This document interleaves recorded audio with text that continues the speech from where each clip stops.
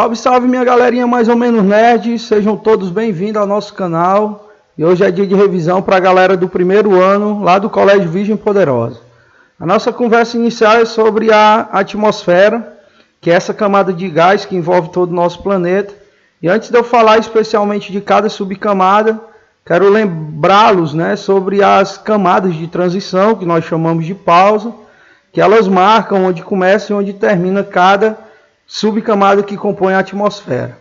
Ela é a tropopausa, a estratopausa e a mesopausa. E aí, falando especificamente de cada uma subcamada, a gente começa pela troposfera, que é a camada mais baixa, que chega até 20 km de altitude, e é a camada que dá a possibilidade de vida no nosso planeta. Logo acima nós temos a estratosfera, que é uma camada que se caracteriza pela concentração de ozônio, a famosa camada de ozônio. Mais acima a mesosfera, que tem como principal característica ser uma camada bastante fria. Um pouco mais acima nós temos a termosfera, que também é chamada de ionosfera, que é a camada onde a gente capta os sinais de TV e de rádio.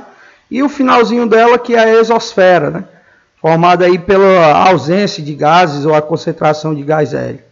E aí a gente vai falar agora sobre os fatores climáticos, que são os fatores que acabam influenciando o clima de um lugar, basicamente a interação entre eles. E aí nós vimos que quando falamos de latitude, a gente sempre leva em consideração o Equador, lembrando que os locais próximos ao Equador têm temperaturas elevadas e os locais mais distantes temperaturas frias. Outro ponto também que a gente precisa lembrar é que quanto mais distante do Equador, maior será a latitude, e quanto mais próximo, menor será a latitude.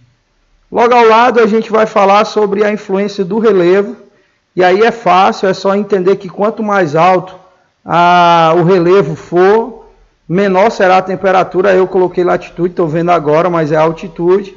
E aí isso acontece por conta da concentração de gases, que é menor nas áreas mais altas e maior nas áreas mais baixas.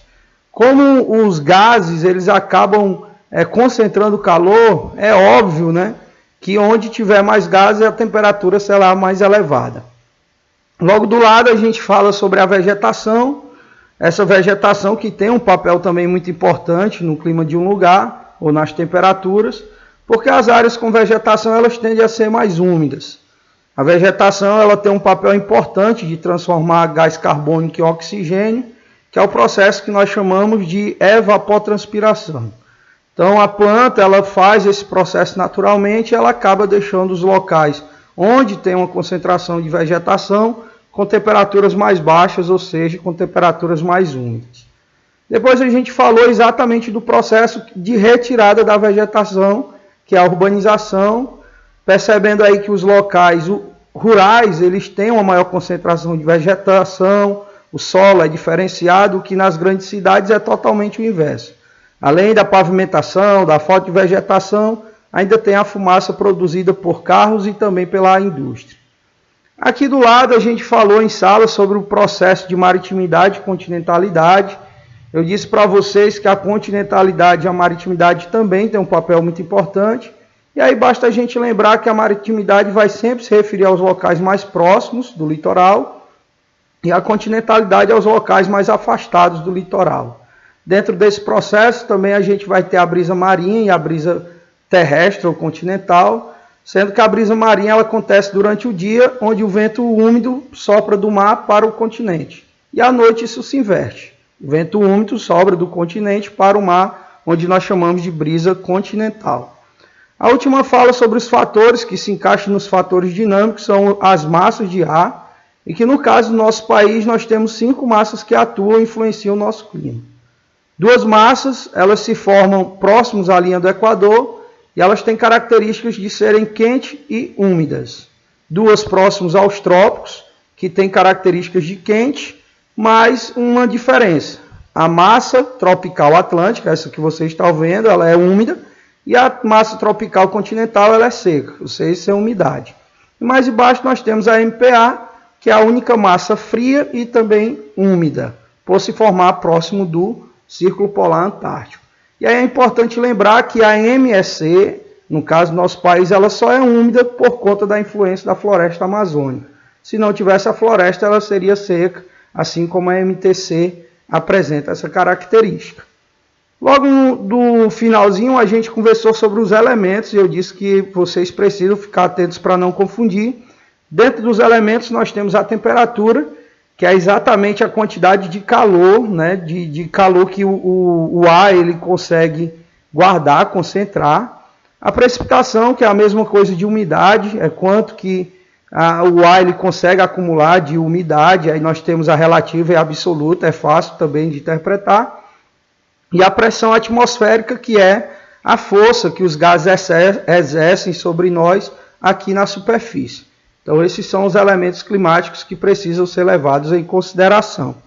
E por último, para fechar a nossa revisão, nós vimos os tipos de chuvas.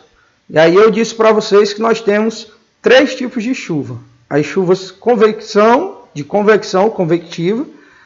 que é quando uma massa de ar quente ela se fica abaixo de uma massa de ar úmida.